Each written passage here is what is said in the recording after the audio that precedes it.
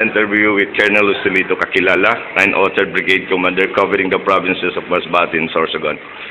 Colonel, narinig ko kanina sa interview mo sa Servicio TV na you are batting for a local peace talks. How are you going to come about it? This can be undertaken. Once na mag-okay na yung kabila, yung NPA, yung hanay nila Kamagno, the Office of Presidential Assistant for Peace Process and the local government will join hands now pag-usapan yung mekanismo how to undertake the localized peace talk. Kami lang is either will be a member or first person, the military, or we can be at the background lang to observe.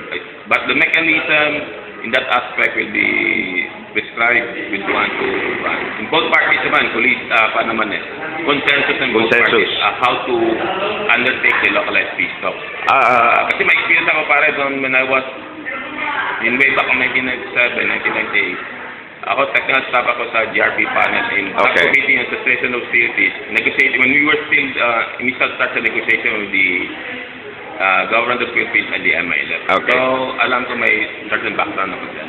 Sir, I remember the time that when Cagreg Banyares, the former spokesperson of NDF vehicle, was captured and killed by your troops in Sitio Calamayon in Tuban. He was killed, he was killed. Governor Rowley issued a press statement that he is batting for a local peace talk.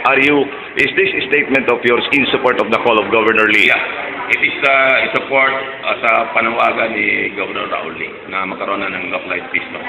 But sir, after the press statement of Governor Lee, NDF Halandone issued a rebuttal of the statement of Governor Lee saying that the localized peace talk could not happen because there are national issues first which should be taken by the government of the Republic of the Philippines before any considerations of a localized peace talks. What are your comments about this? Actually, our government of the Republic of the Philippines has already extended their hand to the NDF to have a national peace talk with them. However, they refuse to heed the call of our government by our President Noynoy Aquino. So it's time now to explore the aspect of a localized peace talk based on the panawagan ni Governor Rowley. Kasi si Governor Rowley, matagal na siya dito naglilider sa atin dito. Alam na niya yung dynamic dito at saka yung kahirapan natin. One of the major root causes dito is insurgency. We have localized peace talks. Hopefully, this would transform our province, Sorsogon, into a progressive one, just like Bohol. Because for one, magkaroon ng development, magkaroon ng investment from the private sector, so we will have thousands of jobs sa kababayan natin. New jobs yan, sa kababayan natin dito sa Sorsogon. At the same time, tourists would come in. Kasi by mid-2016, matatapos ang international airport sa Daraga, which is just 45 minutes for 1 hour, 45 minutes na, 15 minutes, 30 minutes na yata papunta rito sa Sorsogon. So, ang Sorsogon is just like Bohol. Maraming tourist pass. Kung may churches old churches ang Bohol, may old churches din dito sa Sorsogon. Kung may cancer sila, may matayong butanding dito. And we have abundant natural scenic spots na yung mga turista, mga foreigners, lalo na foreigners, kung makapapunta dito sa Sorsogon, they will enjoy the amenities that we have. Tapos maganda pa yung hospitality ng mga Sorsoganon.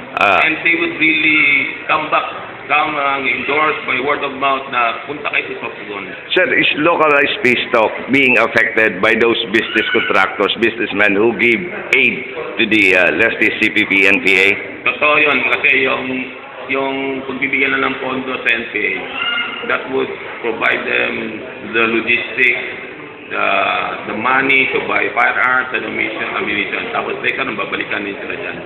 The more they will be demanding the amount of money they will be extorting from these contractors. Sir, this plan of yours for a localized peace talks, are you going to shoot this to higher commands? Yeah, it's already given. I was already given those signals to to go ahead to pursue the localized peace talks. As of this stage, what stage are you preparing for the localized peace talks?